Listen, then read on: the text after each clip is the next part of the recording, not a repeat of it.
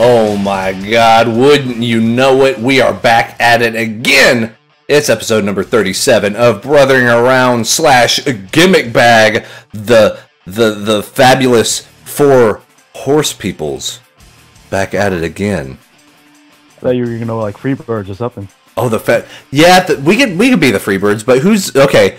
So we'll start this, but after we introduce everybody, we have to figure out who's the racist one. who's the Michael P.S. Hayes of our Freebirds? Oh man. Yeah. God damn, that's such a double-edged sword, though. Like, on one hand, like he was great at what he did, yeah, and on the other hand, he was racist. Well, yeah, so like he was perfect at what he does, and what he does is being shitty. So like, he's the best shitty person. So you're number one. You know, you got to make that. I mean, what do you expect from somebody from Bad Street USA, though? It's true. Bad Street USA, man. There's only one set of rules he played by, and it was nobody's rules.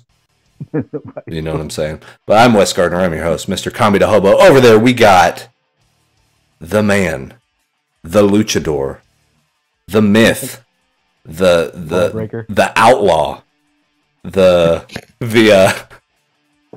trying to the vagrant, the ice cream holder, the drifter, Marco Flores, Mr. Nerd in the Bay. What's going on, everybody? Yeah. So we got, of course, from Gimmick Bag, we got Todd EVF and we got Moriarty. Hello. What's up? Yo. Well, that'll do it for episode 37. If you want to hear the thing in its whole entirety, then you must listen to every episode leading up to this. Yes, there you go. You must support us on Patreon. That's right. You support us on Patreon, and then you have to donate money for every minute you listen to the show. And then but don't lurk. You better not lurk. How could you? And buy the shirts. Oh, buy every shirt you see. Buy all of them. Buy the shirt. Buy the shirt. Oh goddamn! Fucking BWO promos. Oh, so we got some beef this episode. We've got a few things that have happened over the past few weeks, but a lot of this feels like it's been ruminating. It's been like out there in the ether for years, and it's something that we want to bring to head. Old school brothering around, Marco and I, whenever we first started this podcast, we're like, we're going to brother around, but there's certain things we kind of won't go into. We won't really go into a lot of very off-putting topics. We won't go into, the whole workplace stuff. Don't talk about religion. Don't talk about politics. Don't talk about, just kind of that. Bullshit. You guys had an entire politics episode. Yeah, well, that's true, too. Early on. And that one was... talk about politics entire episode. Well, yeah. And that was the thing, is we were like, okay, we both felt it very necessary to make that political statement, like, going forward to kind of set the tone, right? But normally we would abide by the, hey, keep it kind of lax and don't talk about the real deep shit. Like, people listen to us for entertainment, and we don't want to, be off-putting in whatever way. But then, someone does the off-putting shit for us, and I would like to think we can make this executive decision to be able to discuss this certain item. And this is actually going to tie into all of the topics that we wanted to talk about this week. So this is kind of the purveyor of the whole deal. It sets the tone, and rightfully so, because I think this person sets the tone for online, especially like video game entertainment, right? Like they are the kind of the tastemaker. YouTube put their entire brand around this one person. Every like Twitch streamer that's of a certain level tries to emulate this person's style because it apparently works on YouTube. So why not? Right. That's PewDiePie, and I'm not saying this to be like with a cool hipster guy, like I don't know who PewDiePie is, but I think I've maybe seen like 2 PewDiePie videos ever, just because I realize not my demographic. Like the way he does his content, it's kind of outrageous and lambasting, and very pomp and circumstance. Like he just screams at stuff and curses and all that stuff, and it's like, yeah, I can get behind that sometimes, but a lot of it's just exhausting. Like that's not the type of content I go search for. I usually like chill back stuff, which is why all, four of us, that's the type of content we make. we like to like chill out with our people, and like, we had a day at work, we have full-time jobs, and just we want to do like stackup.org type charity events. Like, we're more about let's have the fun, positive vibes. Let's just hang out together. But PewDiePie has been known to kind of say things without thinking about them. And to be fair, he's not from America, so there are different parts of the world. There are different structures and different sort of faux pas and morals and things like that. The taste may not be the same as America's, but there's still no excuse for outright racist, hate-filled, very loaded statements.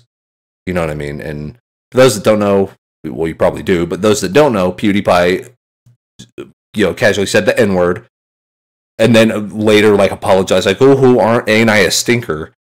And no, you can't get away with that. Like, I think he did. Well, he did I didn't know what I was doing with the whole, what was it? The whole anti-Semitism thing he did. Oh my God, yes. 4 months back. Yeah. And he was just like, I didn't know that was a bad thing to do. Like, really? Yeah. So you're claiming insanity then? I've been watching Daredevil lately, so that. So you're coming at it from the Murdoch School of Law. You weren't in control of your own body, so yeah, insanity. I'm gonna come at it from this aspect of it. Anybody that knows my content knows I like to have fun and kick back and make fun of shit. Mm-hmm. Recently, I did every now and then I'll read a end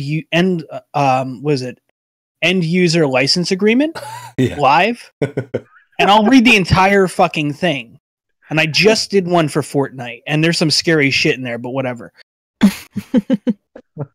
I mean, like, they're not responsible for any viruses you get from their software and all the other stuff. I wish I was joking about that too. But if you are a content creator, you have to know the fucking rules. Yes. Your platform lays out the fucking rules for you. Yep. Mm-hmm. Yeah. So you're telling me that this motherfucker, regardless what country he's from, can't follow rules? Right. For the platform he's on? Well, and there's and then going to be upset that he's getting advertisers pulling out of his product and all the other stuff. And then everybody else suffers too, because now all these advertisers are like, we ain't touching YouTube. Like, we ain't touching that shit. Yes. So, fuck you, PewDiePie. Yeah, I'm kind of on that stance as well, because you know better. Hell, if you're playing video games for a fucking living, like, and we can say this because we all play video games kind of as a pastime and as a hobby, and we stream it, there's like 2 things you probably shouldn't do, right? Like, 2 out of the myriad of dumb shit that you can get away with. There's kind of 2 big ones, right? 1, don't say the fucking N-word. Like, how hard is that? Out of all of the things, like, that's the one you break. Come on, man. Like, what? And then my favorite thing so far is all the people coming to his defense. Well, words don't mean anything. Yeah. Words don't, it's a word. Why that's not hurtful. Tell me one time a word hurt somebody. And then you're like, okay. The time it got people fucking hung. Well, not only that, but they don't see the irony in the fact that, well, how are you trying to convey that message that words don't mean anything? Yeah, by using fucking words. That just got lynched like recently. Yeah, like, but these people are using words to try to get their point across. Yeah. If words didn't mean anything, if I came up to you and went like, skip, scab, scoobity bop, it would mean, like, you better know what I'm talking about. Because words don't have meaning. All words are equal, exactly the same forever. So sentences don't matter. Paragraphs don't function. Like, once you start going down the route of, like, well, words don't hurt anybody, well, then no word ever has any power. So why do we have a language? Like, if you're going to break it down to that, because that's what I get, and then you start kind of keying in on these people about, oh, words don't mean anything. Well, try, like, using sign language to tell me that sentence. Mm-hmm. Try using another form of communication, any form of communication, and see if I can decipher what you're trying to say. Of course words have meaning. Why do you think it's such a big deal whenever something like the State of the Union address comes out? Or whenever you look at, like, the Gettysburg Address? Why is that important? Oh, yeah. Because it's fucking words, and they're beautiful, and you put them together, and they make dreams and thoughts, and they make things come out into fruition, and they make the human race a better place. But then you use the words that are tainted. You use the words that are kind of, they've lost whatever, you know, they were made just specifically to hate. There's no other reason. That word means nothing else. It's not like you say the word flower. And what do you mean? Do you mean baking flour, or do you mean the flour you can pick and, like, smell in the garden? Like, it's not one of those. That word means one fucking thing. And you can't do the, oh, gee willikers, I had no idea that was a bad thing. Like, no. And it casually slips out. That means you say it on a regular basis. Right. That it was part of your normal dictionary lexicon of the words that you go to when you, like, stub your toe. Oh, like, it's, yeah. You use it in such of an emotional state, and that's the word you go to to describe what you're feeling. I guess he was right. Either raging on a game of some sort. Well, I don't know which and here's the thing. I watched the clip. He was playing Battlegrounds, and a guy ran away from him. Okay. Yeah, a guy, like, ran away from him, and he shot at him and missed. And then he let out the N-word? Dude, I had a 2-hour stream of missing all kinds of fucking shots, and then the N-word didn't come out of my mouth. Like, shit ain't that serious. Nothing's that serious. Like, that's outlandish to me. And then the fact that he has a defense squad of any sort blows my mind. I'm stunned. It's like, what possible defense is that? Oh, he didn't mean it. Then why the fuck did he say it? Or, I mean, we all say it. Or like, yeah, who doesn't say the worst words in the human language? Oh, whoa, party time. All says it. Like, it's okay to do. Like, man. Yeah. I mean, I can legitimately see 3 quote unquote defense. Letting him do this, you're censoring everybody, and you're taking away the freedom of speech. Okay, like, words are hurtful. Yeah, I mean, that's a thing. That's 1. 2, you got the whole, well, everybody's racist. No, we're fucking not. Yeah, racist thinks everybody is racist because that's the type of scope they come to the world at.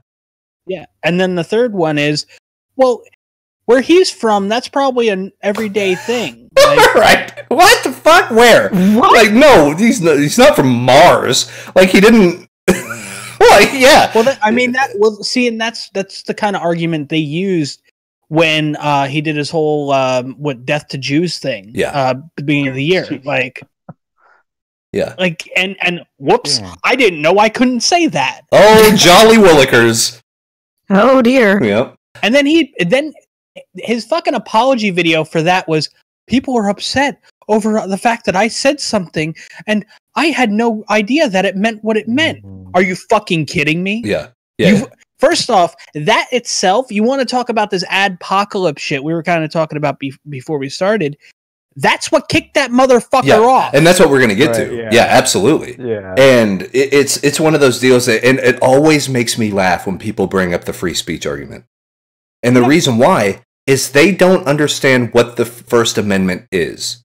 Like, the First Amendment literally is like 2 sentences, and it says 2 things. 1, the government cannot arrest you for speaking out against the government.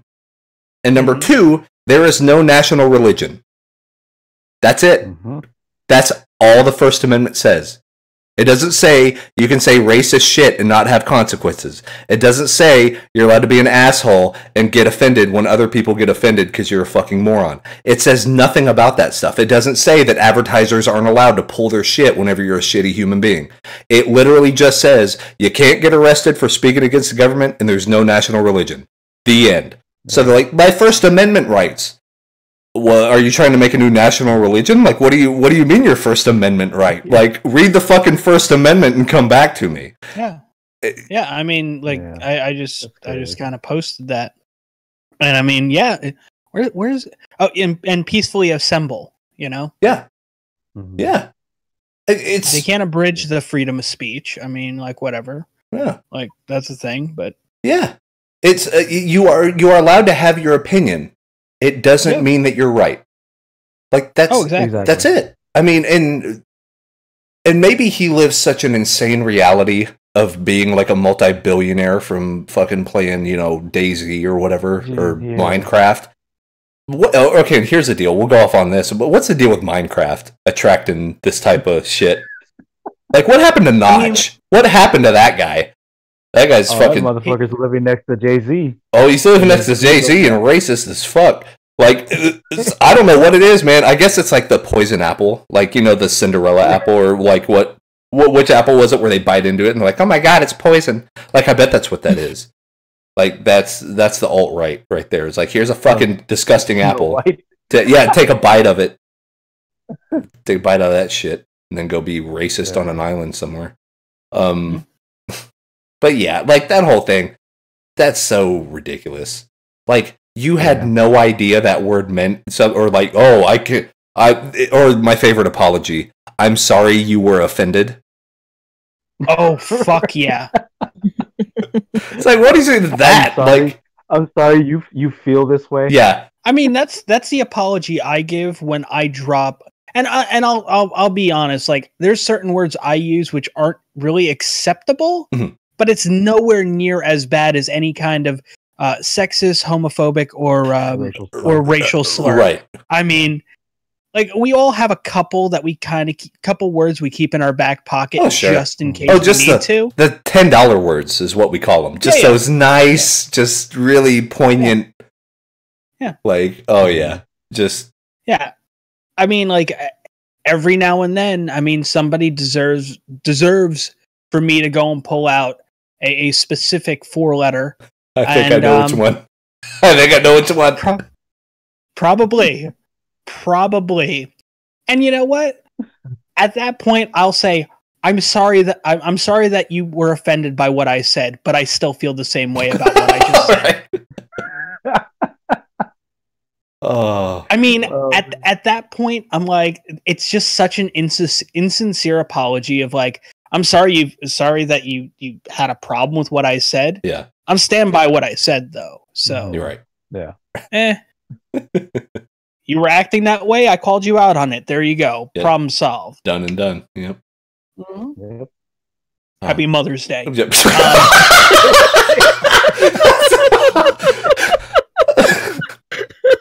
Oh, the best segue in the world. That was the best setup and punchline delivery I think we've ever had. Oh, that was fantastic. Like, but yeah, okay, so that whole Marco, like you said, that whole like, well, who hasn't said these terrible things?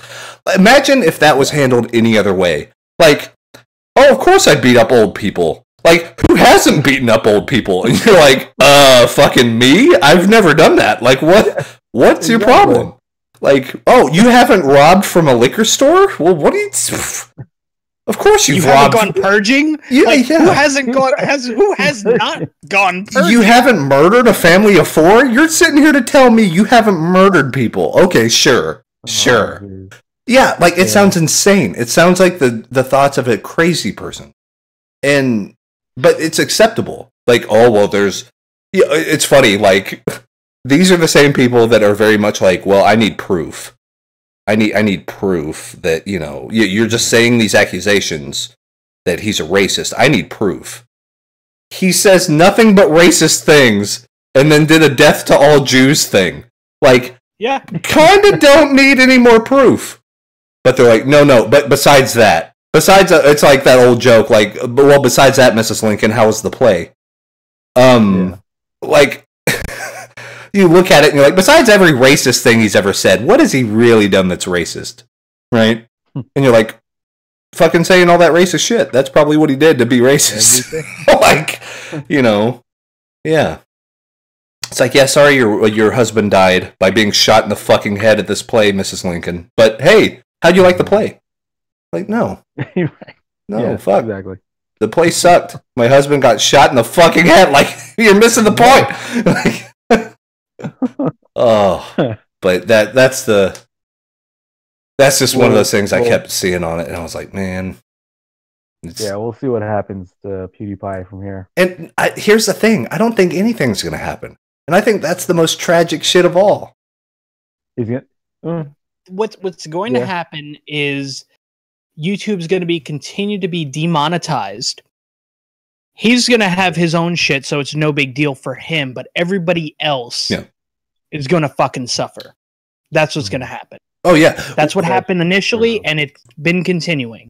All PewDiePie has to do is open up a Patreon, and then the other fucking racist people are going to donate to it, and he'll be fine.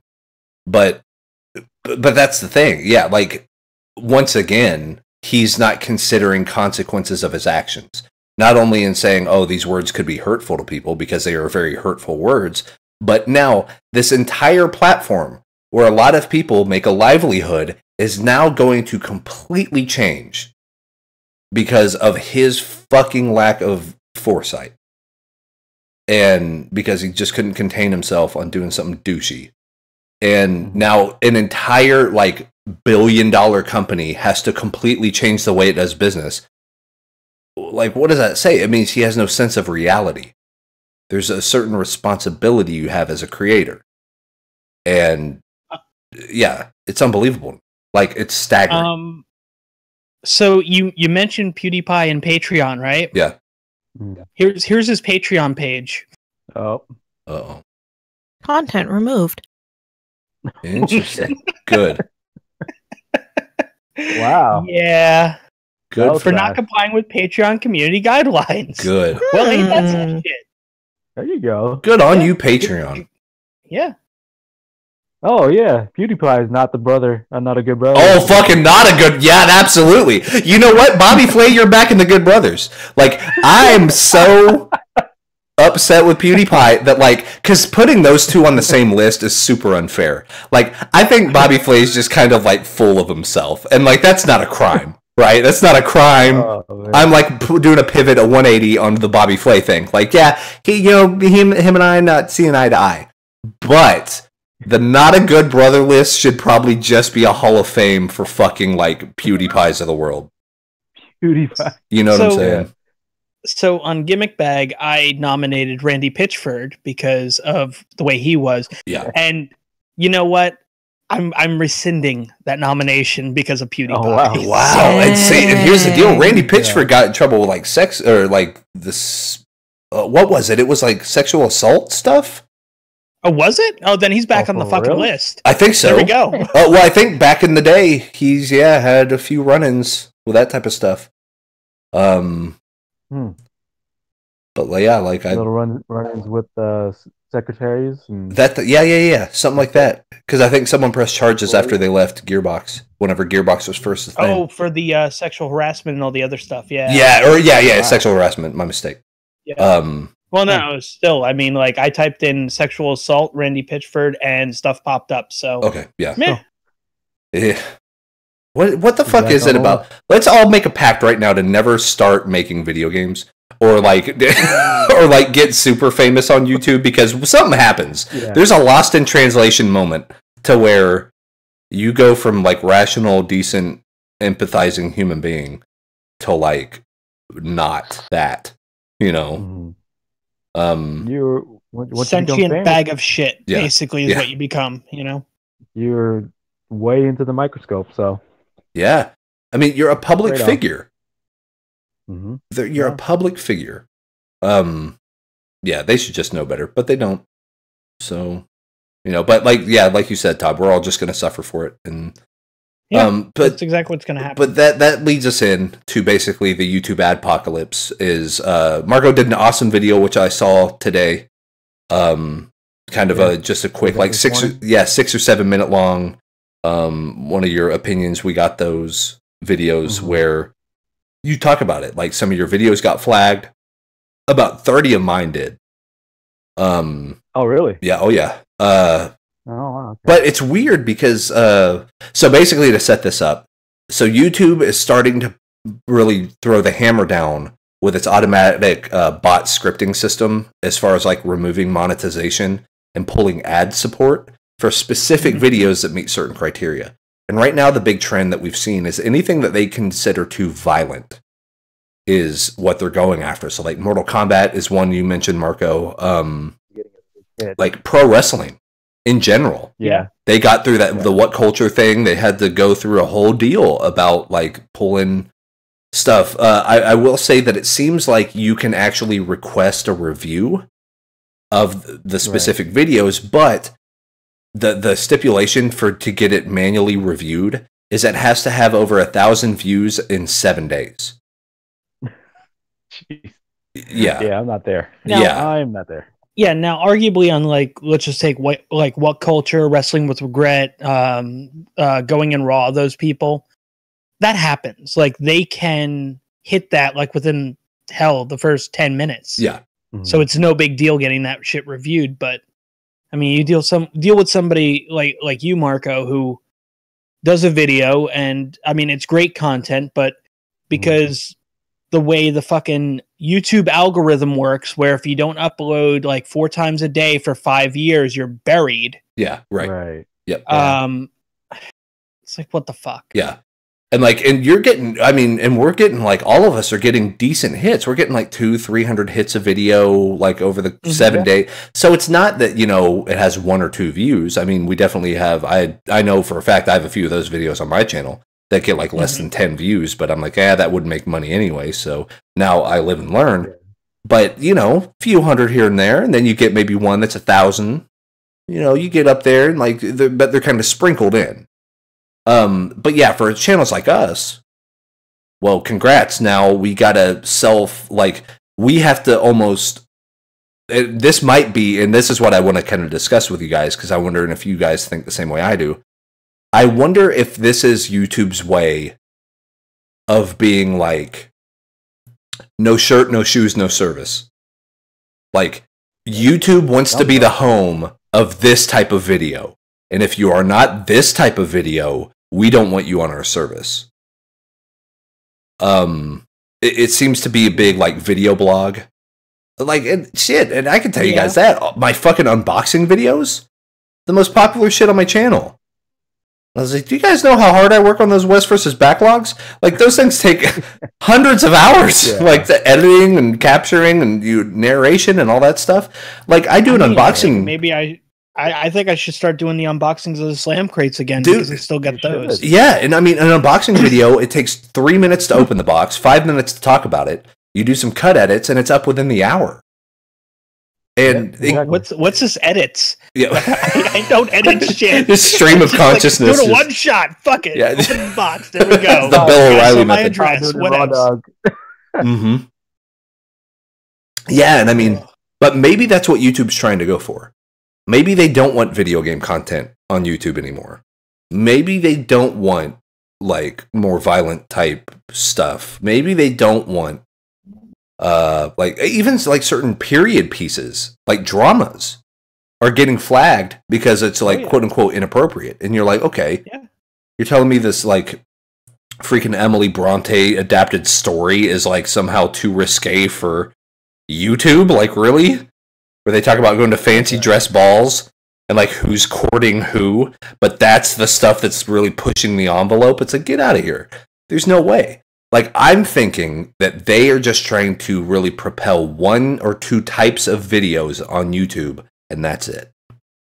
I think this is a way that they're cracking the whip. They're kind of, they're making, you know, we're all the sheep, and they're herding the sheep into one little kennel area. And they want all that stuff to be there, and that's it. And you don't get to do anything else. You just get to, hey, tell us what you think about the thing that you saw, but you better not show any footage of it, or you're going to get a copyright claim. Like, I actually have an idea. Yeah. We record a podcast, goes up on YouTube, and then we record us watching the podcast and reacting to it, because that'll do more business than the fucking podcast. That's in YouTube's eyes. And then we'll just gasp and like hold our head and be like, oh, there you go. Just for I can't believe that Todd asshole said that shit. Oh my God. What a dick. Unbelievable. These people can get away with this. And like, yeah, kids would love it. They'd eat it up. Oh yeah. He sounds just like the guy on the sound clip. Yeah, podcast reacts to podcast. Yeah. Yeah, I mean, dude, it's crazy like I said on my video, like I'm like negative Z tier, whatever YouTuber, what sort of thing, and I can't believe I'm getting flagged for some of those videos, and they don't have as many hits as like what you're saying, like 10,000 views in like 7 minutes or whatever you were saying, but like, dude, mine is just up there just because I did a playthrough and I just wanted to put it up there, and if anybody wanted to watch, great. Yeah. But I was like, I can't believe out of all people, like I'm getting flagged for these things. Right. And now I have to worry about like the stuff that I have to put out, like, because a lot of the games that I will check out, they either, it fits the criteria of like either fighting, shooting, somebody's getting hit, wrestling sort of thing. And if all of those are getting flagged for whatever reasons, then I was like, I kind of don't want to put the work in, right? If I'm not gonna get and if it blows up, yeah, I don't, then I'm not gonna get like the revenue for it. See, and where YouTube, doing it for the love, but yeah, yeah, and where YouTube kind of screwed up is they retroactively dinged videos.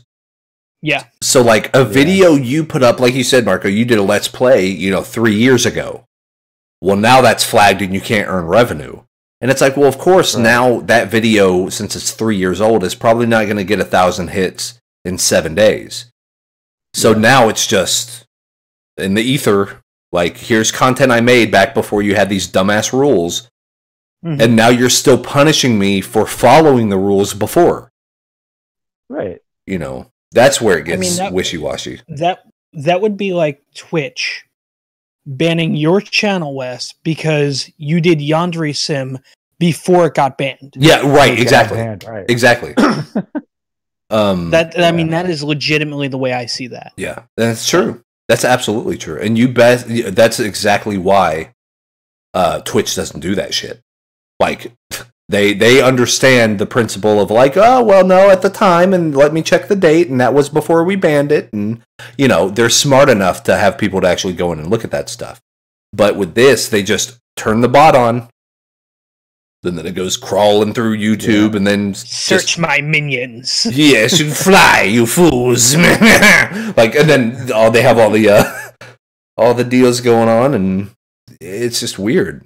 And I think the bot is just super sensitive right now. Yeah. So like, as soon as they start fine-tuning it. One thing I will say though is it's causing creators to not rely on YouTube for ad revenue. Right. Yeah. So we're finding new ways to kind of get our shit out there. Like, yeah, we want the views. Like that's a thing. But like me personally, I've never made a dime on YouTube. Yeah. Never. That's a thing. That's 100% shoot right there. I have never made a dime on YouTube. Mm-hmm.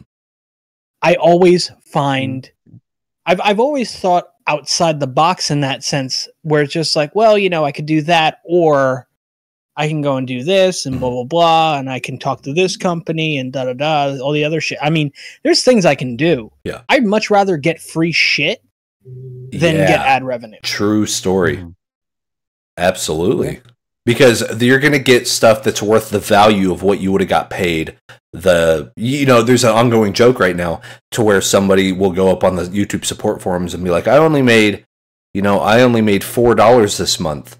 And then someone's response is, congrats on the 10 million subscribers. Because that's about the equivalency, right? In order to make $4 a month on YouTube, you have to have 10 million subscribers. And like, so that type of deal, like they pay pennies, fraction of pennies. Like I've actually had that to where 1 month I made like 38.6 cents. I was like, okay, so I made a little bit more than half of a penny and they had to add it on to something. Like, why don't you just round that shit up? Like, yeah.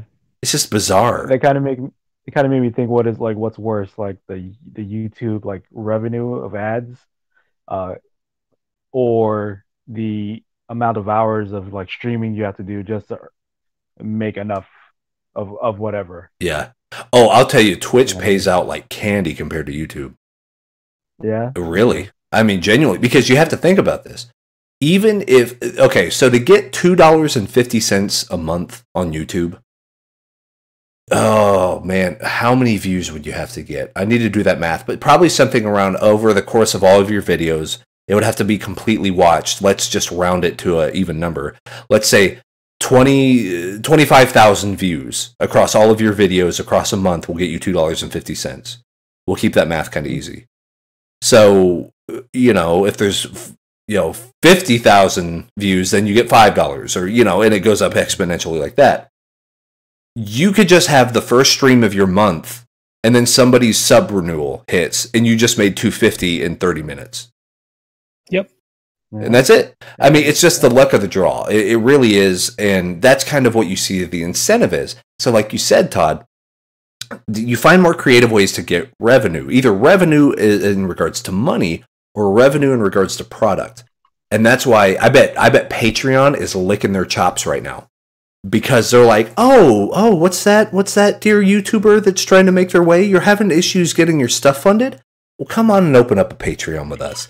Let's get this going that way. Patreon only takes, I think, like, what is it, 10%? Yeah, and that's not bad. So it's like, I mean, that's really nice on top of that. It's worth doing. I mean, if you are a creator out there that's kind of struggling to find their way, but you have supporters and you think, okay, if I want to take this a little more seriously, and I feel like the time I'm investing needs to be, compensated in kind, Patreon's a great way to go. I mean, for the longest time, even on Twitch, all of us that didn't really have the Twitch affiliate before the affiliate system hit, we would all use GameWisp.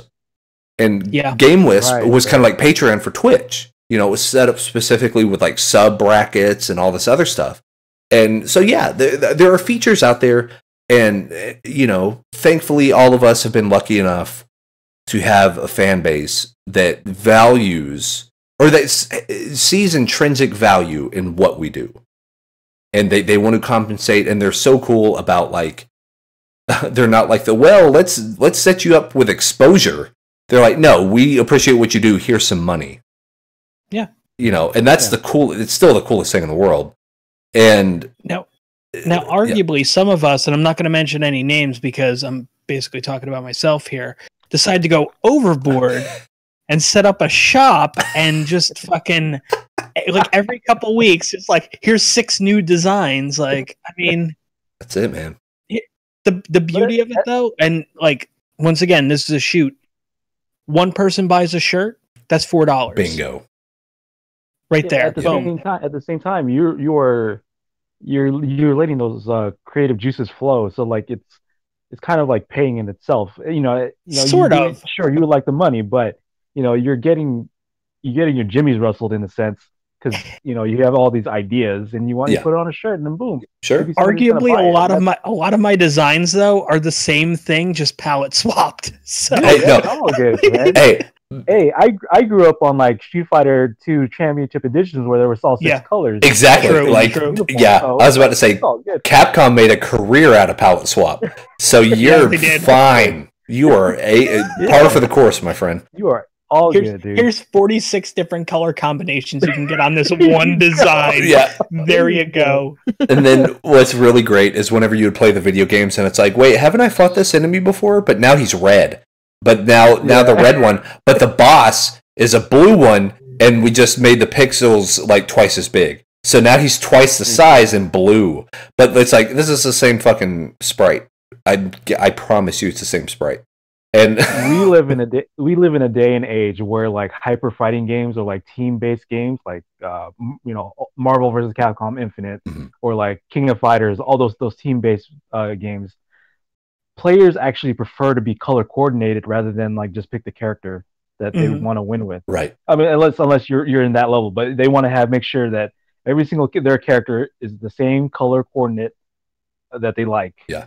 So I mean, that's where we're at right now. Yeah, that's true. Yeah. But yeah, there are so many different ways to not necessarily to quote unquote make it, but to make ends meet. Just to kind of like you said, kind of rustle the jimmies a little. Got a little bit of that. And you just get your outlet and you kind of And then, of course, and I know a lot of us do this too, but, you know, and then I usually feel guilty that people gave me money. So I'm like, let's do free game giveaways. And then the games that I give away are worth like $35. And the person like gave me $2. And I'm like, here's your $35, you know. So they end up making out like bandits. But that's kind of the point. Like that's, whenever somebody subs, I have a sub wheel that they have a choice if they want to spin. And I mean, you can get a free game. Because Humble is like my best fucking friend. Oh yeah, man! With their bundles and their monthly bundle, especially.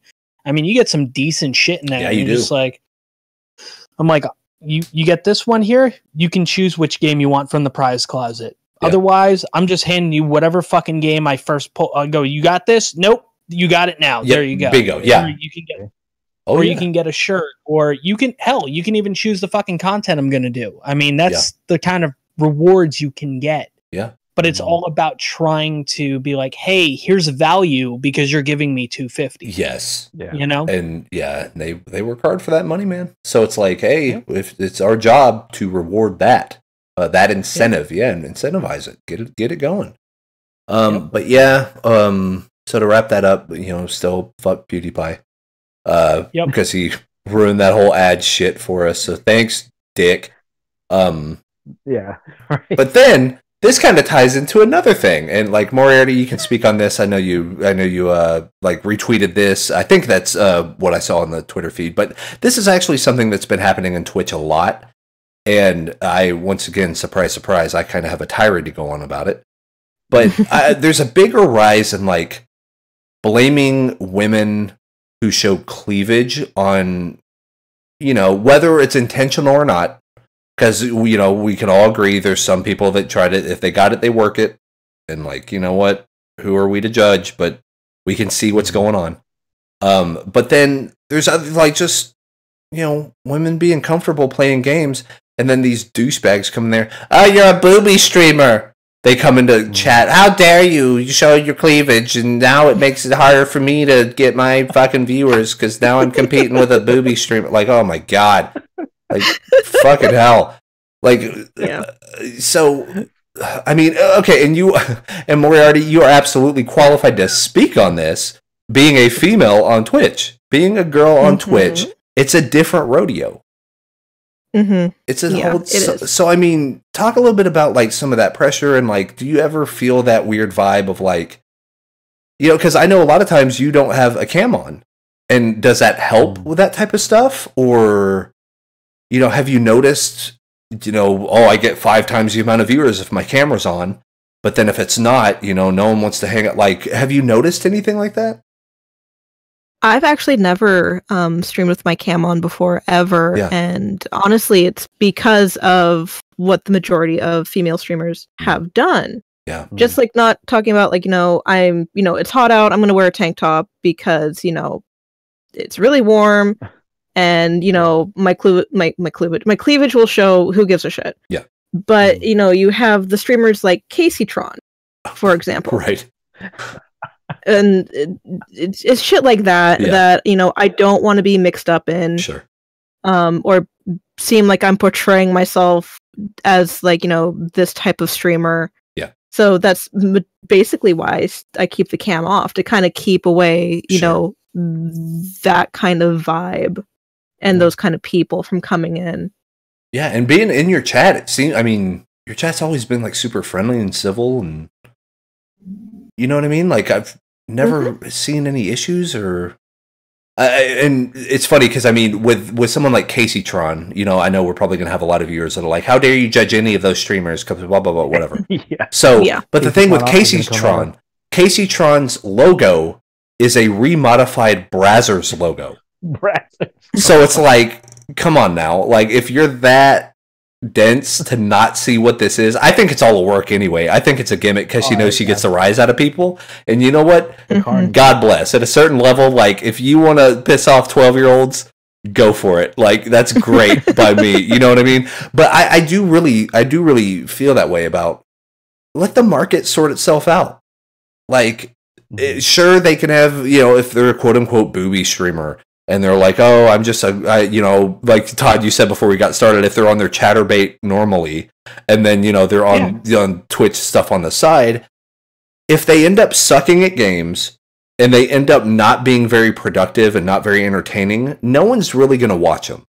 They might have a lot of viewers, but it's all going to be the thirsty 12-year-olds that are like, why does a girl feel like? I've never seen a girl with my own eyes. Like, and if that's who you want in your goddamn chat, God bless, because it keeps them out of my fucking chat. And so that's the way I see it. What kind of thirsty 12-year-olds do you get in your chat? Oh, it's savage. Complete anarchy over much. If you at 9,700, there's bound to be a few. That's true, man.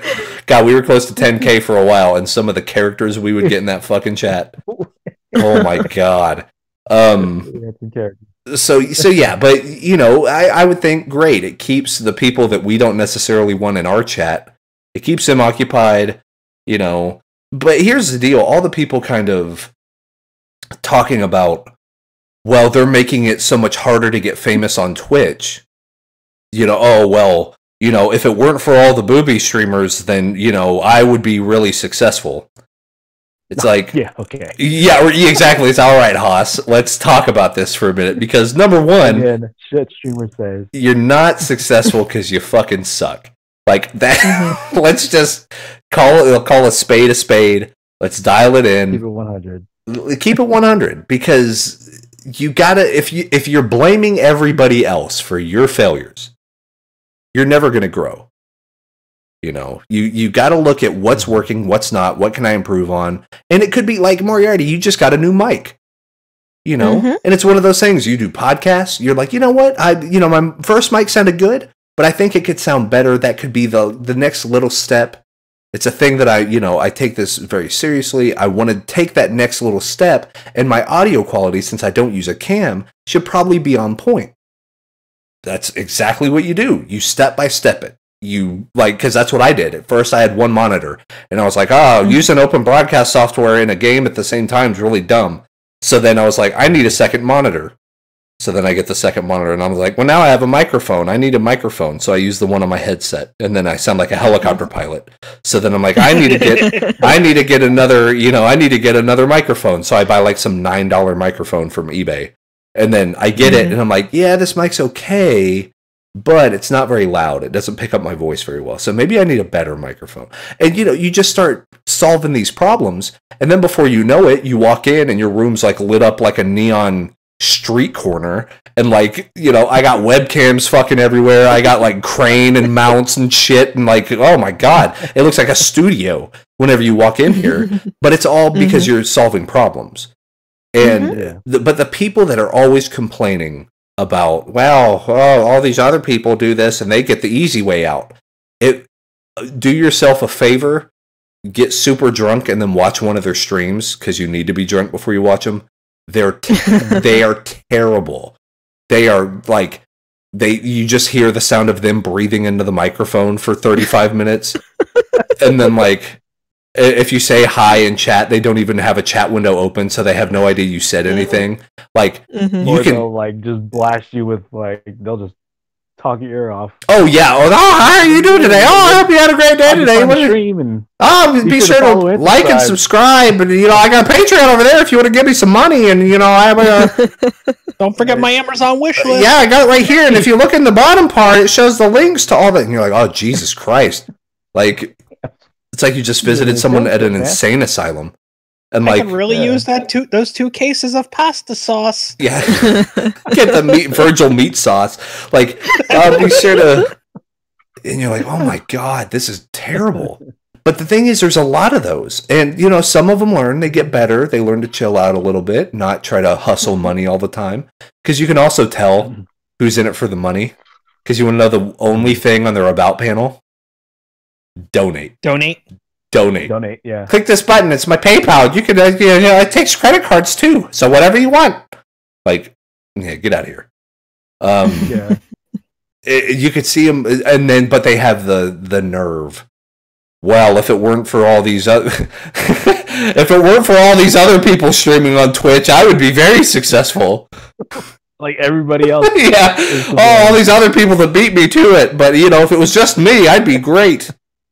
If I was the only one. Yeah, if Twitch was my platform and I've legitimately been in channels where somebody will drop a host. They'll come in, drop a host, and the person will be like, "Oh, how are you?" And person who just dropped the host went, "Oh my, so good. Just wrapped up. Figured I would spread the love." And they're like, "Stop promoting your stream." Like, okay. What? A little triggered there. Yeah, a little bit. You came to my channel. Don't promote your stream in my channel. Are you fucking kidding me? Oh my God. And it's not like, oh, I brought over, and it's not. Yeah, it's not like I brought 3 viewers. It'll be what was it? The one I saw. The person brought like 60 people. Oh wow. Yeah, don't promote your stream in a channel where you just brought fucking 60 people from your channel to this motherfucker. Yeah, no. Don't promote yourself. What? Yeah, the person that clearly already has people, so doesn't need your one viewer. Yeah. Yeah. It's just like, oh hey, this person, let's kind of give them some help because it looks like they're busting their ass and they could be, maybe you guys will enjoy them. Yeah, exactly. Now fuck this asshole because he apparently doesn't want our help. How dare you talk about your stream on my stream? Like, yeah, even though I asked you how you were doing. Yeah. Yeah. Jeez. Well, that's it. They can't pick up on the signals. I think that's the other thing. It's like I feel real comfortable saying that all 4 of us are pretty street smart. When it comes to let's do the hustle. Let's carny out a little bit. Let's see what we can do. Let's promote some stuff. Let's share the wealth. Let's spread the love. But yeah, then a lot of people just don't pick up on those signals. So they're like, "What's in it for me?" Well, you fucker. Like, if you would listen, you know what I mean? Like, you gotta play the game a little bit. People, they'll be so hoity-toity about it. They'll be like, well, I'm not gonna succumb to, the wilds of Twitch of, booby streaming. And it's like, well, try it. Like, shit, you might like it. Wear a tank top. Like, see what happens. Right. I don't care if you're a dude. You just still try it. If you got them. Yeah. Yeah. Oh my God. Yes. Like, flaunt that shit. I got a bottle in there, dude. Fuck it. Yeah, exactly. If it was permissible, and if I had like a 17-inch dong, I would find a way. I would find a way to just like have it on the side on the webcam. Like, I would have the webcam, but then like slightly out of frame, like my wing that's flung over my shoulder or something. It looks like a second microphone just sticking. Yeah, it's like a dolly, like behind me. Microphone stand. And then I would try. Yeah, you bet your ass I would. Absolutely, like no question about it. But then here's here's the deal: is my favorite stuff is if you go to somebody's channel and they do the kind of the fucking starter pack. So they have a whiteboard behind them and then they call the top donation the biggest D. And they I'm trying to think of all these things that all the quote unquote famous streamers do that now they're gonna do. And like, why isn't it working? Well, because you're a fucking copycat of somebody that sucks. Like, why would I want to watch the knockoff of the thing that sucks when I could watch the actual thing that sucks? Like, you know what I mean? They get a tip. They get a tip no matter how large the tip is. They stop what they're doing. They get out of their chair and they start dancing and shit. And they write Sharpie on their face.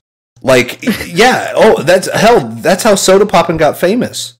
Like, that's all he did. Is he fucking wrote all over himself. I was like, dude, that shit don't watch out. And you're also like 13, so I don't know what's going on. But yeah, so that's the type of thing. Is it's like, yeah, that type of gimmick is done. And it's fine, or like big sirens will go off, and you're like, "Oh, we got a first-time viewer." It's like, leave that dude alone. He might want to lurk. People that don't let. So Marco posted up a thing, and I'm wondering. So you should just post it up. We might post it up in the show notes, but it's like some dude put up some rules about being a fan of his, and it's insane. It's talking about, like, if I stream 3 to 4 hours, you better be there all 3 or 4 hours.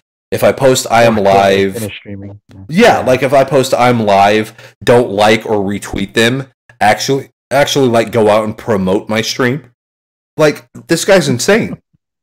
And it literally doesn't make any sense, because of course they're going to constantly be fighting an uphill battle because they think they deserve viewers, or they think they deserve a certain amount of fame, or, you know, why, if they can make a lot of money doing it, I'm just as good as they are. Why am I not making as much money?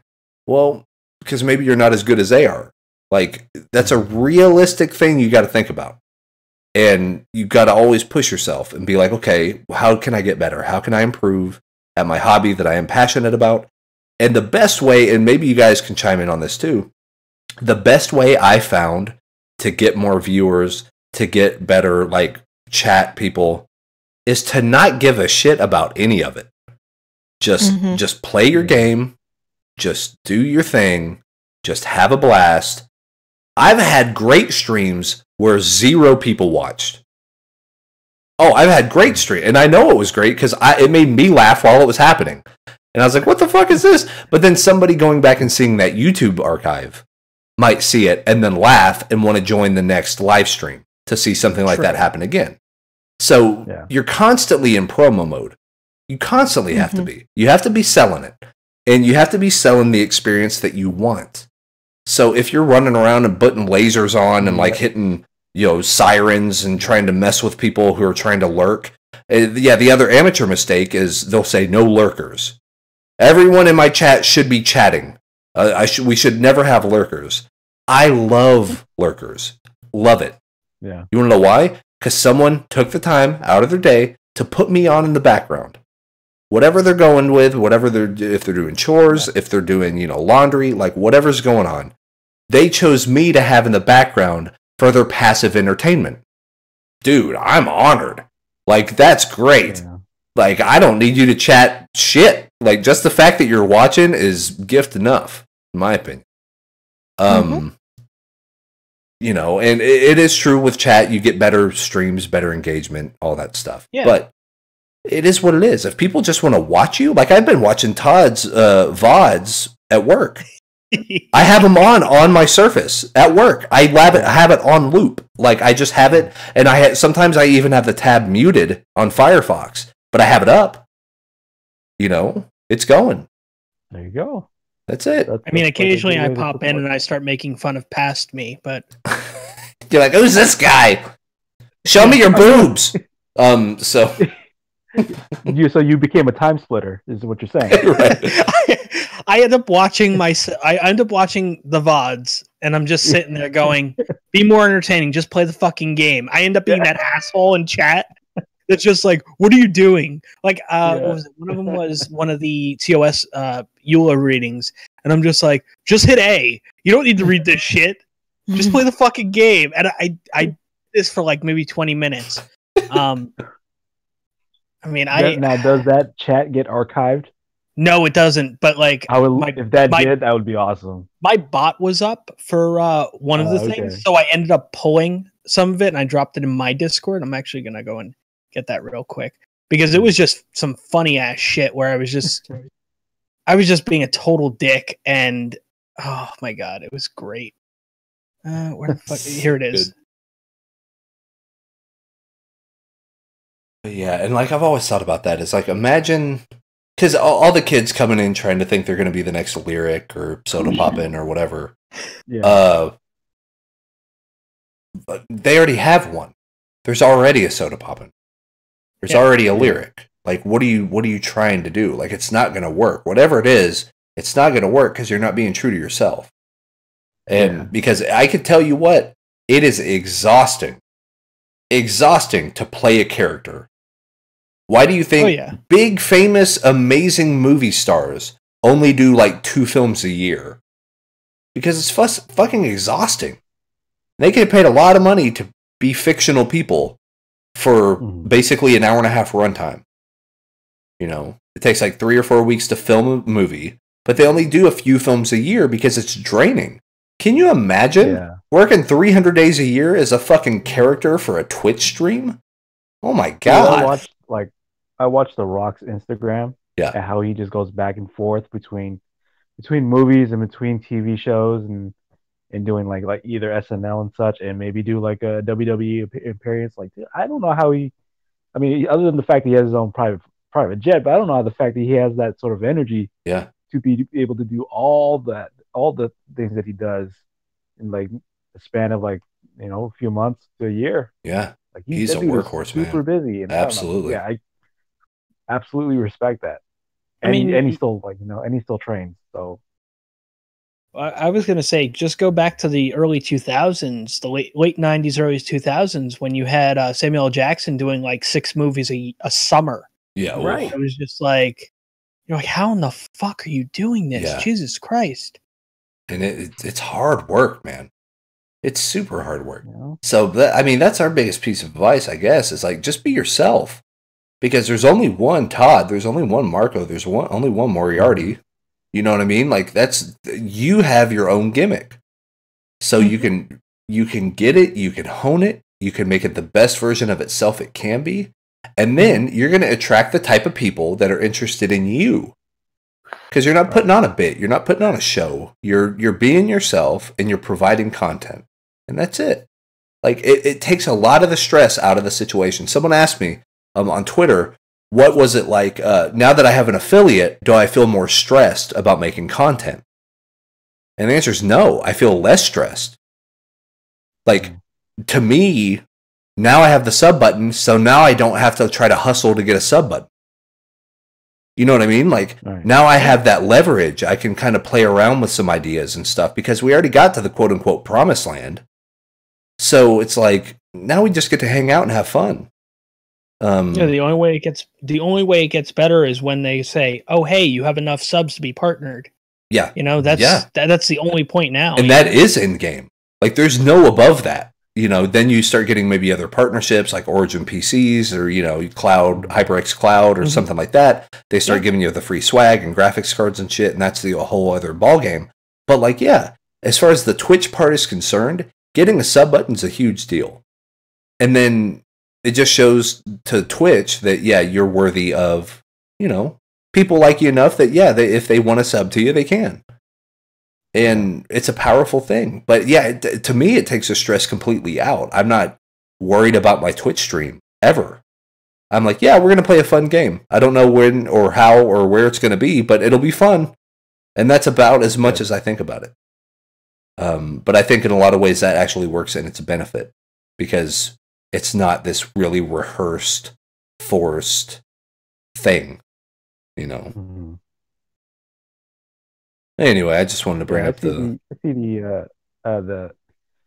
contrast between you when you were trying to go for your sub button to now, where you were super hustling and people love the content, but it was the fact that you were getting burnt out at the same time. Yeah. Versus now, where you're streaming on the time that you're able to stream. People may not show up as much as the people before. Yeah. Due to the certain different stream time, but you're enjoying yourself much more because you're playing the games you want to play at the time you want to play them, and then whoever shows up, awesome. If not, that's okay too because you're having a good time, at least streaming. Yeah. And playing the game that you want to play. Yeah. Just be Skyrim all the time or something. Yeah. Oh God. Skyrim. Yeah, I still haven't reinstalled it. It's like, no, I'm still burnt out of Skyrim. But yeah, exactly. It's like, and then it's nice knowing that all of it's going on YouTube as an archive. So no matter what is happening, it's still content. So like, not only do I have content on Twitch, but now I'm going to have content on YouTube. So it's this double whammy of just like, yeah. So if someone wants to watch it 5 years from now, they can. Yeah. For sure. And that's what makes it part of the fun. But anyways, any other crazy gossip, fun topics? Crazy gossip. Yeah. Anyone need to dish some deets? Dish some details? The NES Classic Edition's coming back out in 2018. Oh, that's right. Hey, those supply is not an motherfuckers. issue. What was the quote from Reggie? Supply is not an issue, or Some certain shit like that. so it's your fault, people. If this is such the man. I was at work when I saw that the news broke about that, and it was just like Kotaku was one of the places that broke the news. It says Nintendo brings back the NES Classic in 2018. I did that quote retweet, and it just said, "These motherfuckers." Yep. Because like that is exactly how I felt. I was just like really? Are they going to cycle these? Like, oh well, 2018 it's going to be the NES Classic. 2019 it's going to be SNES Classic, and so on and so forth until we bring out the N64 Classic, which we know is coming. Yeah. Yep. It better have fucking GoldenEye. Oh yeah, that'll be a tricky one. Well, the reason why there hasn't been like a remaster of GoldenEye is because of Nintendo, though. So yeah. I mean, yeah, that's true. I wonder if they'd play nice with Rare. Yeah, it's just a weird thing. Tough. I don't think they have to play nice with Rare at that point. Well, yeah, it depends on what they're owned by Xbox now. Well, they are, but they don't have the rights to the game. Nintendo does. Right. Well, and also, isn't it like the James Bond Foundation has the rights to the GoldenEye license?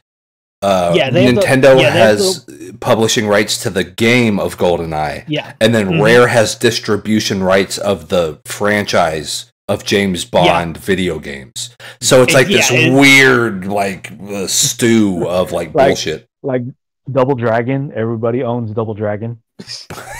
Like some sort of property of Double Dragon. So exactly. Where's my Double Dragon money? Yeah, give me that money. Where's me Virgil's Double Dragon money? If it wasn't for me, there wouldn't be no Bimmy or Jimmy. Bimmy or Jimmy. Oh man, but like, yeah, I wonder if this is a Nintendo's kind of tactic to try to see if they can get rid of scalpers by announcing it, saying like, "Oh, we're going to publish more. Don't worry." But it's going to be like 9 months out. It's going to backfire. Most likely. It's going to be the same. Yes, yeah. I agree. They're still gonna limit the fucking stock. Yep. When they do this re-release, and people that missed the scalping the first time will be able to pick it up for scalping the second time. Yep. So that's true. Yeah, so it's going to be, you're not only going to piss off your fan base one time, you're going to piss them off 2 times. The only way they can make it even shittier is if they go, oh, hey, this has 30 different games. It's got the Mario games and Metroid and Legend of Zelda, but all the other games are different. Like, we're keeping the core ones, but we're changing out some of the other ones. It's just nothing but fucking really 30 versions of Fester's Quest. Just oh god. Did the first one have Jekyll and Hyde, or did it? I don't think so. Well, the second one should. Yeah. Just there you go. Yeah. The second one should have that Fester's Quest. Yeah. I mean, a Power Glove game. Yeah. a game that requires the light gun, the Duck Hunt light gun. Yeah.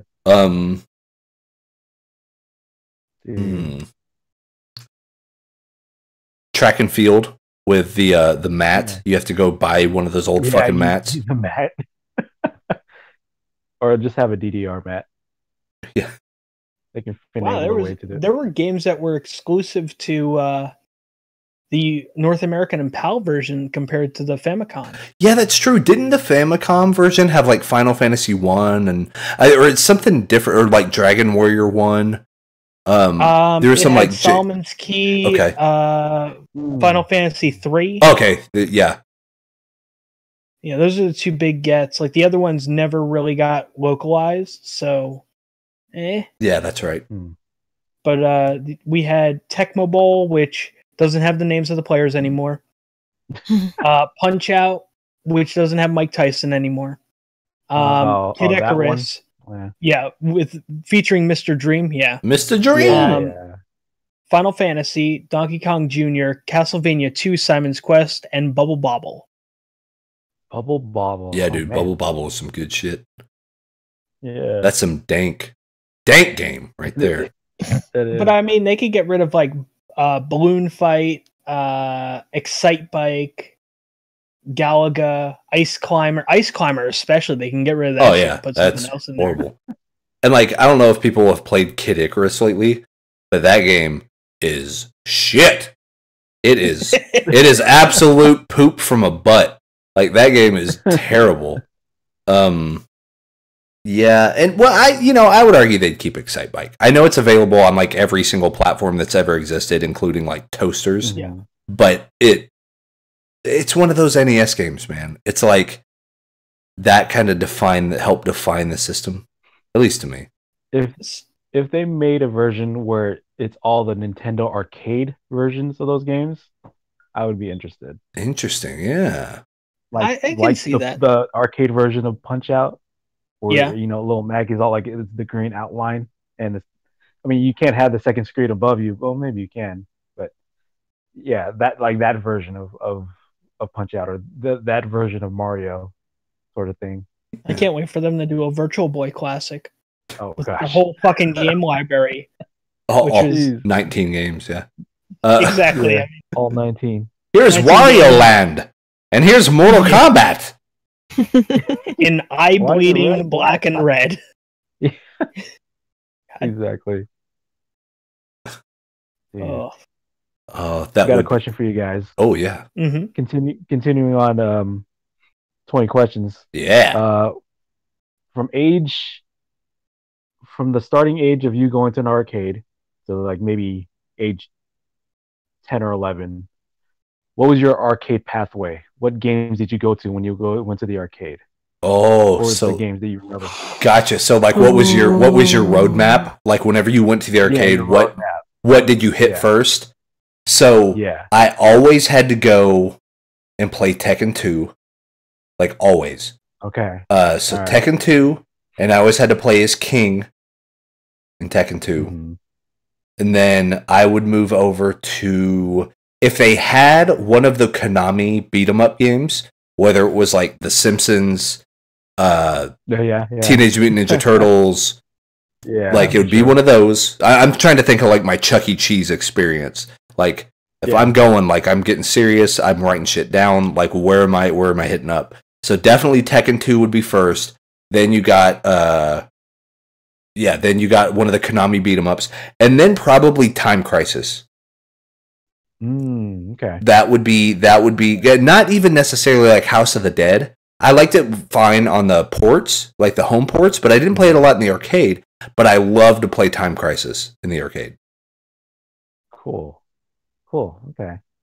I can agree Oh, with you- part of that. So that's actually pretty cool. For me, it was Tekken Tag, Oh, Mm. yep. Okay. Soul Edge. Yes. What is it? Trying to think what else there was. Well, Time Crisis. I mean, Time Crisis 2. Mhm. Vampire Savior. Okay. Was- Yeah. I mean, that was Part 3, Part 2. that was part 2. Okay. And Silent Scope. Nice. Oh, Good call. Dang. Wow. Okay. How about you, Moriarty? God, I remember playing that Popeyes arcade when I was a kid. There's like Oh. this one. There was a Food Popeyes place. game. It was kind of like Donkey Kong, but not Yeah. Donkey. Yeah. Yep. Uh huh. Yeah. Okay. Yeah, there's this one food place that I'd go to in the summer growing up because that's like where my family vacationed, and I had that arcade game in there. It's the only one in there, and I remember playing that. Yeah. I'm trying to remember what other arcade games I might have played growing up. I want to say Street Fighter, maybe. Okay. Okay. I could be wrong. I like later, like way later, like in my late teens, got introduced to like what was it, Time Crisis? Yeah. Time Crisis Mhm. 2. Yeah. Cool. Yeah. I need to go hit some arcades. There's a good one in like the town near me that's actually really, really famous, supposedly. Oh yeah. I also have two. I just remembered two other ones I need to throw in there. We had a bowling alley by us, and it had Children of the Atom. Mm-hmm. Ooh. Nice. Okay. X-Men. And then growing up, the bar that my father would go to, because back then you could bring kids into bars and That's it was true. no big deal. It's Yep. like, here's quarters Yeah. and fucking do Yeah. your thing. Fucking They had a at it, Dragon's Lair machine. Oh my geez. god, those are really rare now. Jeez. Like if you wanna jaw to drop, just go onto eBay and try to look for one of those. Cool, buddy. I Like still can't play Dragon's Lair or any of those. Those animated games, like the cartoon animated games. I still cannot play those. what? Like not good at them, or Like I couldn't control them because like I didn't know the timing of it. 'Cause, like, right? The very first stage of Dragon's Lair is crossing that bridge. I would literally get taken by the tentacles every single time, and I would lose my 50 cents right then and there. Yeah, dude. it's that was a rough one. It's a really rough one. I didn't get past that until it came out on the Sega CD. Oh man, good for you, man. Mhm. Yeah, well, I mean, you get it on the Sega CD and you're sitting there and you're playing the thing for Yeah, 8 you're gonna fucking sit hours. there. You're gonna figure it out. For sure. Yeah. Okay. You know what a great arcade game was, and even the home ports, awesome. Fucking NFL Blitz. Oh, yeah, of course. NFL Of Blitz course. was really good. NBA Blade Jam was drops. really good. Yeah. I didn't know this. I learned this from watching some retro game stuff. You guys know that Nintendo 64 game? I think it was called NBA Hang Time. Think Oh, the so. sequel? Yeah, so NBA Hang Time, and I think it had like young Kobe on the front or something like that. That Yeah. was basically the sequel to NBA Jam Tournament Edition. I had no idea. I just thought it was some weird, like, oh, this is just a weird, like, arcadey sort of NBA Live style thing for the Nintendo 64. It was made by the entire team that made NBA Jam TE. And like, Yeah, it was a harder version of NBA Jam. It was a really harder version. You couldn't do the stuff that you were able to do in NBA Jam. really It was still available, but like it was really harder to do. interesting. So that might be why I didn't play it, because I saw a video of it and they're like, oh, this is made by the NBA Jam people. And I was like, wait, what? Like, I didn't pick up on that whenever I was a kid. You know, because NBA Jam Tournament Edition is one of the best like sports games I've ever played. Yeah, totally. Just unbelievably good. And yeah, just the arcade style of it is just genius. But that's the deal. The more arcadey style sports games, they're all pretty fantastic. Like NFL Blitz. I would even throw like Mario Golf in there. You know, like Mario Golf, Hot Shots Golf. I don't know why, but NBA Street. yeah, NBA Street, like traditional sports make for really great arcadey video games. Yeah, just some really good stuff. They even had like a decent rugby game, I think. Like, I don't think it came out in America. I think it was in the UK, but it was sort of that style, and it was apparently really good. Cool. For like PlayStation 1 and that era. Just Yeah. weird stuff. But yeah, so they're bringing back the NES Classic, bringing back the SNES Classic. I just think Nintendo should know better. Like, just make enough the first time. You know, like, what are you doing? Like, I'm now able to find the Switch in stores. But the only thing is, I don't want a Switch. Like, I don't want one yet. I'm still collecting for the Wii U. They just, like, forgot that thing existed. They're like, well, we're on the Switch now, so Wii U, see ya. Bye-bye, you're retired. It was time copped, and it was just erased from existence. That's right, they got mothballed. And, Yeah. but it's nice now because if you go to a GameStop, you can get some great Wii U games for like $5 a piece.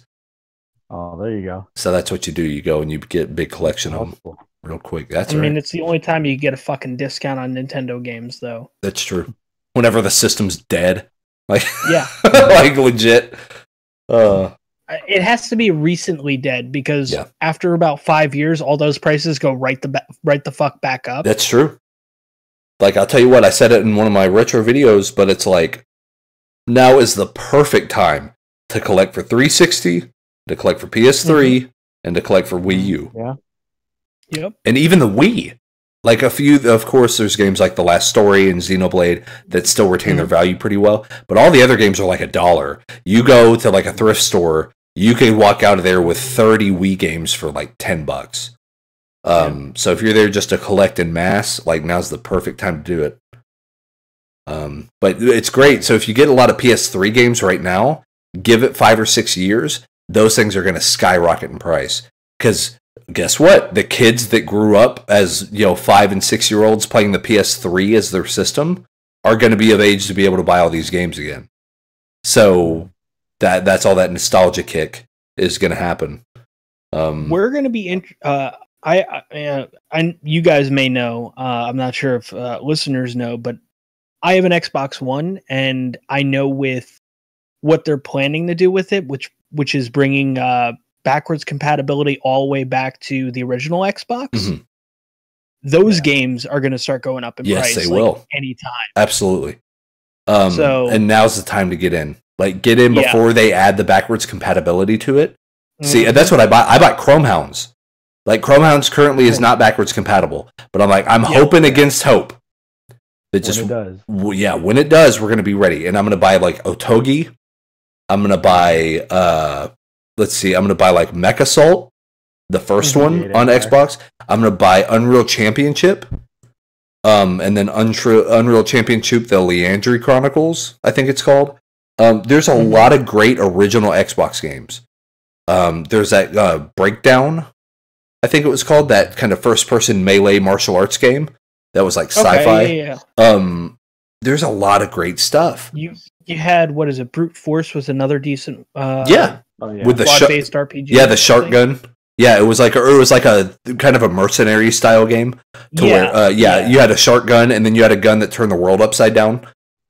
So like, great Mercenaries. Holy shit, Mercenaries 2, great game, great game.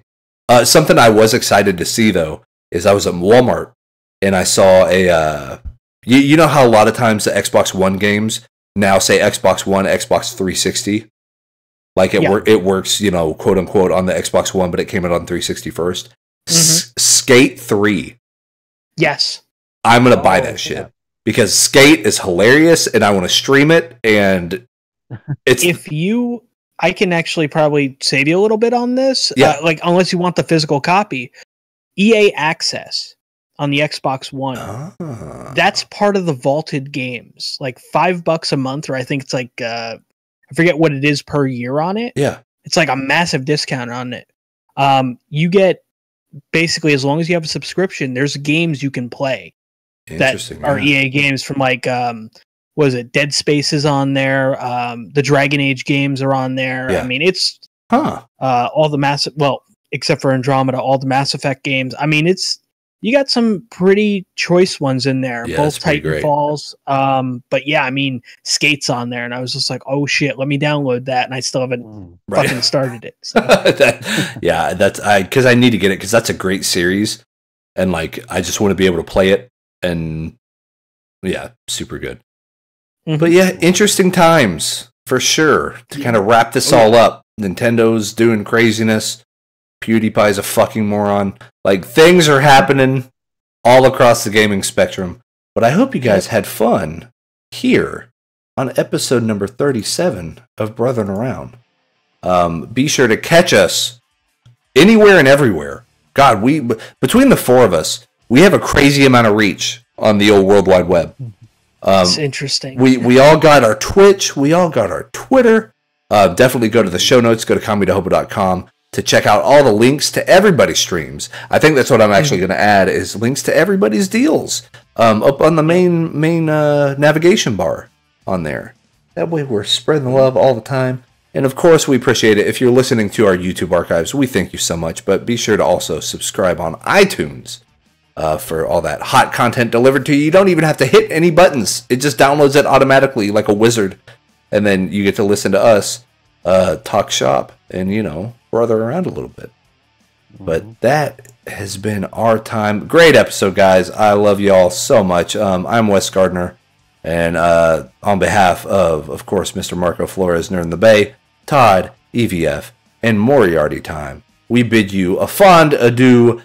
Be cool to each other. Don't say the fucking N-word. Like, just be nice.